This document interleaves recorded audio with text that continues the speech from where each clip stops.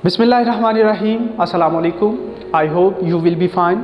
आज हम जिस टॉपिक को डिस्कस करने वाले हैं उस टॉपिक का नाम है इन्फीरियरिटी कॉम्प्लेक्स, एहसास कमतरी। एहसास कमतरी को अगर सिंपल डिफ़ाइन करें तो उसकी डेफिनेशन कुछ यूँ होगी। एहसास कमतरी उस चीज़ का नाम है जिसमें इंसान अपने आप को दूसरों से हकीर जाने या अपने आप को दूसरों से कम समझे। आपने जितने भी मेरे प्रीवियस लेक्चर्स को चेकआउट किया है या जिन्होंने मसलसल मेरे लेक्चर्स को देखा है, मेरी कोशिश होती है कि मेरे जितने भी लेक्चर्स हों या जो भी मैं टॉपिक सेलेक्ट करूं उसमें मैं जो भी प्रॉब्लम को पकड़ूं उसकी बेसिक रूट्स पहले आप तक पहुंचाऊं। जो भी रीज़न बन रही हो किसी भी प्रॉब्लम की, तो मेरी कोशिश होती है कि मैं वो प्रॉब्लम पहले उसकी जड़ तक पहुंचूं और वो मैं बताऊं कि किस वजह से ये प्रॉब्लम जो है वो क्रिएट हो रही है। तो आज भी जो मैं टॉपिक आपके सामने रख रहा हूं वो है एहसास कमतरी।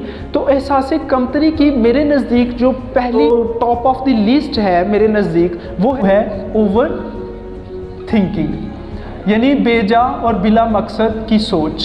जैसे सिंपल इसके लिए मैं अगर आपको एग्जांपल दूं, जो स्टूडेंट्स हैं उनको इस चीज़ का इल्म होगा कि जैसे ही एक क्लास में जब टीचर एक अनाउंसमेंट करता है ना कि जो भी बच्चा मेरे टेस्ट में अच्छी परफॉर्मेंस शो करेगा मैं उसको ये रिवार्ड दूंगा, जो फर्स्ट आएगा उसको मैं ये दूंगा, सेकंड को मैं ये दूंगा, थर्ड को मैं ये रिवार्ड दूंगा।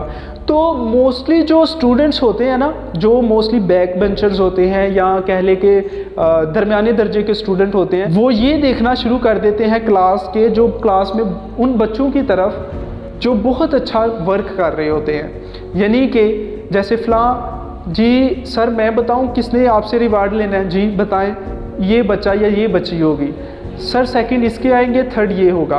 यानी कि उनको जो बच्चा या बच्ची ये चीज़ बता रहे होते हैं या डिस्कस कर रहे होते हैं, उनको ये नहीं पता होता कि इस रिवार्ड को अचीव करने में मेरा भी नंबर हो सकता है। यानी क्या होता है कि उनमें एक एहसास कमतरी होती है। एहसास कमतरी किस लिहाज से होती है? उनकी थिंकिंग की वजह से, जस्ट नथिंग एल्स। यानी कि वो अपने आप को अपने बारे में इस लिहाज से सोचते हैं कि मैं कुछ भी नहीं हूँ, मुझ में एबिलिटी ही नहीं है। एक्चुअल में वो बच्चे ओवर थिंकिंग का शिकार होते हैं, जिस वजह से वो अपने आप को दूसरों से कमतर समझना शुरू कर देते हैं। ओवर थिंकिंग के बाद सेकंड वन है मेरे नज़दीक जेलसी। जेलसी भी, जिसे हम हसद का नाम देते हैं, वो भी कहीं ना कहीं एहसास कमतरी की तरफ इंसान को लेके जाती है। या अगर स्लाइड सा मैं ये कहूँ कि एहसास कमतरी से भी हसद पैदा हो सकता है तो ये भी गलत नहीं होगा, लेकिन कहीं ना कहीं हसद जो है वो भी एहसास कमतरी का सबब बनता है या एहसास कमतरी पैदा कर सकता है। जैसे सिंपल हम देखें, मैं ज़्यादा लंबी चौड़ी एग्जांपल नहीं दूंगा इसके बारे में, सिंपल मैं आपको एक एग्जांपल देता हूँ। आपने अक्सर देखा होगा कि घर में मोस्टली बच्चों को ये चीज़ लगती होती है कि हमारे वालिदैन का जो प्यार है ना हमारे इस बहन भाई से ज़्यादा है। यानी कि कहीं ना कहीं वो प्यार या अटैचमेंट क्या पैदा कर देती है बच्चों में? एक हसद या जेलसी का फैक्टर पैदा कर देता है। या कहीं ना कहीं एक क्लासरूम है तो क्लास के अंदर टीचर की किसी स्टूडेंट के साथ अटैचमेंट हो तो वो भी कहीं ना कहीं जो है वो हसद पैदा कर देती है, जिससे बच्चे को ये लगना शुरू हो जाता है कि शायद मैं या मुझ में वो क्वालिटीज़ नहीं हैं जो उस बच्चे में हैं, जिस वजह से उसको प्रेफरेंस मिल रही है। यानी इन शॉर्ट कहने का मतलब ये है कि कहीं ना कहीं हमारा किसी के साथ अटैच होना दूसरे पर्सन में एहसास कमतरी को जन्म दे रहा होता है। यानी हमारे घर में हमारे पेरेंट्स का हमारे दूसरे बहन भाइयों से रवैया वो भी कहीं ना कहीं हमारे अंदर हसद पैदा कर रहा होता है, या हम हास्दी बन रहे होते हैं और हमें कहीं ना कहीं एहसास कमतरी का एहसास पैदा हो रहा होता है। तो थर्ड वन मेरे नज़दीक है जो कि ज़्यादातर रीज़न ही यही चीज़ बनती है जो अब मैं डिस्कस करने लगा हूँ। ये भी है, ओवर थिंकिंग भी है, जेलसी भी है, लेकिन ये जो थर्ड वन मैं अभी लिखने लगा हूँ वो है कंपैरिजन। कंपैरिजन ना वो रीज़न बनता है एहसास कमतरी का। हम कंपेयर करते हैं खुद को किसी के साथ तो तब हमें एहसास कमतरी का जज्बा तो नहीं बरखल कहूँगा मैं, एहसास कह सकता हूँ, यानी एहसास कमतरी का एहसास पैदा होना शुरू हो जाता है। तो कंपैरिजन को अगर डिस्कस करें तो कंपैरिजन भी दो तरह के होते हैं। एक कंपैरिजन को मेरे नज़दीक कहा जाता है रियल कंपैरिजन, एक होता है रियल कंपैरिजन और एक होता है वर्चुअल कंपैरिजन। पहले हम वर्चुअल कंपैरिजन को डिस्कस कर लेते हैं कि वर्चुअल कंपैरिजन में क्या क्या चीज़ें आती हैं। अब जो गैर हकीकी कंपैरिजन है उसमें अगर हम सिंपल डिस्कस करें तो वर्चुअल कंपैरिजन के अंदर आपने मोस्टली ने देखा होगा कि FB के अंदर अगर एक शख्स ने या एक आपके दोस्त ने एक DP अपनी अपलोड कर दी तो आप उसकी DP देख के हैरान हो जाते हैं कि माशाल्लाह ये तो बहुत प्यारा है, या उसकी खूबसूरती को देख के आप में कहीं ना कहीं वो एहसास डेवलप होना शुरू हो जाता है कि मैं तो प्यारा नहीं हूँ, ये जो शख्स है या ये जो मेरा दोस्त है इसने जो DP अपलोड की है या ये जो इसकी खूबसूरती है मुझसे बहुत ज़्यादा है। यानी कि किसी का हुस्न या आप अपने हुस्न को दूसरे से कंपेयर करें, अपनी खूबसूरती को दूसरे से कंपेयर करें तो आप में कहीं ना कहीं एहसास कमतरी का एहसास पैदा होना शुरू हो जाता है। तो ये ज़्यादातर जो फैक्टर है ना फीमेल में पाया जाता है। इतना अच्छा रेडी हो के आ जाए ना एक लड़की या एक कोई भी औरत, तो कोई सिंपल उसको ये कह देना ओहो तुम्हारा मेकअप कोई प्रॉपर नहीं हुआ, तुम्हारा तो ये मसला हो गया, तो वहीं पे वो परेशान होना शुरू हो जाती है।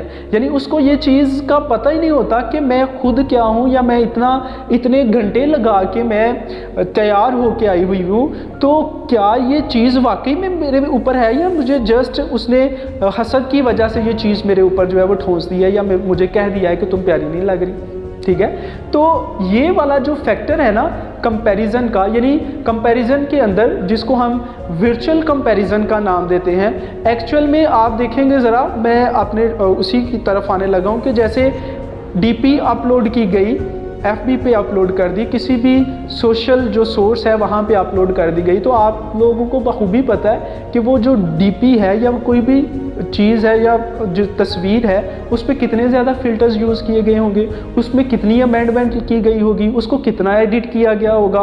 यानी ये फैक्टर हम जहन में नहीं लाते, लेकिन सिर्फ इतना सोच ये तो बहुत प्यारा है, ये बहुत ही प्यारी है, मैं तो कुछ भी नहीं इसके सामने एटसेट्रा। यानी कि ये भी फैक्टर कहीं ना कहीं हमें जो है वो वर्चुअल कंपैरिजन में हुस्न जो है किसी की खूबसूरती से खुद की खूबसूरती को कंपेयर करना, ये भी हमें एहसास कमतरी का एहसास पैदा करता है। उसके बाद रियल कंपैरिजन की तरफ आते हैं। तो रियल कंपैरिजन क्या है?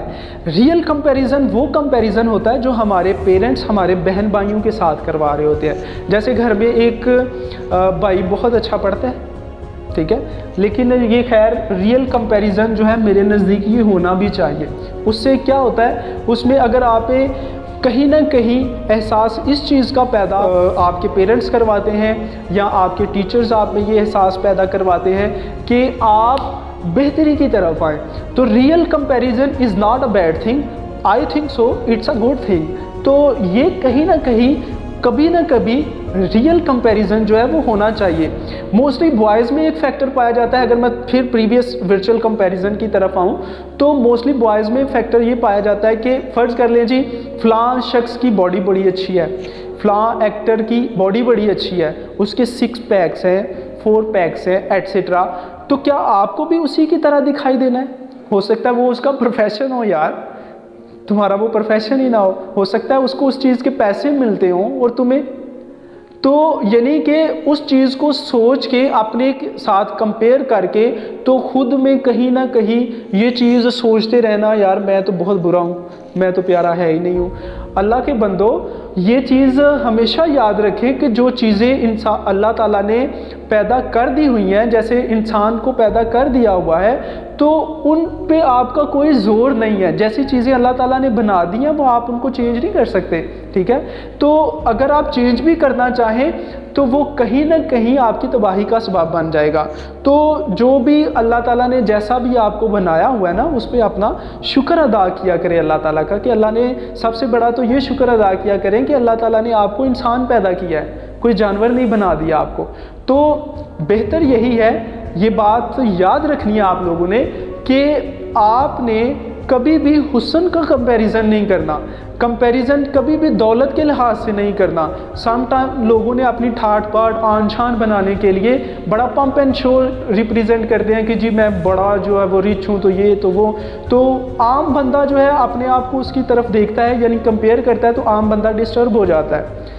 यानी कि वो एक हुस्न हो गया, एक दौलत हो गया, इस तरह के कंपैरिजन कभी भी ना करें, ठीक है। अगर आपको एहसास कमतरी के एहसास से बाहर निकलना है ना, एहसास कमतरी के एहसास, यानी आप चाहते हैं कि आप में एहसास कमतरी का एहसास पैदा ना हो, तो आपको इससे बाहर निकलना है। यानी अगर मैं सिंपल, चूँकि मैं अब आपको इसका बता रहा हूँ कि आप सलूशन दे रहा हूँ आपको कि आप एहसास कमतरी से बाहर कैसे निकल सकते हैं। तो सिंपल आप फ़र्ज़ कर लें खुद को कि ये आप एक पाथ है जिस पे आप चल रहे हैं, ये वाला सीक्वेंस एक स्ट्रेट लाइन है, ठीक है। इसमें जो भी आपको ऊंचा नज़र आता है तो उसे देख के कभी भी हसद की फीलिंग ना लाएं खुद में। यानी जो आपको किसी भी फैक्टर में आपसे ज़्यादा लगते हैं, फ़र्ज़ करें दौलत के लिहाज से आपको ज़्यादा लग रहे हैं, तो अपने आप में ये फैक्टर लाएं कि मुझे मेहनत करनी है, मुझे इतनी स्ट्रगल करनी है कि मैं इससे ऊपर निकलूँगा या मैं इसकी तरह बनूँगा। उससे देख के हसद नहीं करना।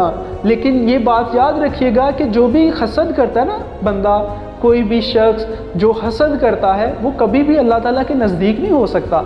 और कुछ लोग आपको आपसे नीचे नज़र आएंगे, इस लाइन से कुछ आपको नीचे नज़र आएंगे, आपको इससे नीचे नज़र आएंगे, उनको देख के कभी भी गुरूर नहीं करना। ये ना हो कि आप मगरूरे बन जाएं, ठीक है, आप में गरूर पाया जाए। कभी भी तकब्बुर करने वाला भी अल्लाह के नज़दीक नहीं होता। जिस तरह हसद करने वाला अल्लाह के नज़दीक नहीं ना होता, इसी तरह गरूर करने वाला भी बंदा कभी भी अल्लाह ताला के नज़दीक नहीं हो सकता। तो एहसास कमतरी के एहसास से खुद को बचाने के लिए इन 3 मेजर रूट्स को ख़त्म कर दे खुद में। यानी ये जो वर्चुअल कंपैरिजन की मैंने बात की है ना, इस वर्चुअल कंपैरिजन को निकाल के बाहर फेंक दे। जो हो जैसे हो, बहुत अच्छे हो, बहुत खूबसूरत हो, बहुत प्यारे हो, हर लिहाज से ठीक हो, सेल्फ कॉन्फिडेंस पैदा करने की कोशिश करें, तब आपको पता चलेगा कि आप लोग है क्या हो, ठीक है। तो ये ओवर थिंकिंग, जेलसी, कंपैरिजन, इन चीज़ों से बाहर निकले, इंशाल्लाह आप खुद में एक पॉजिटिव चेंजेस देखेंगे।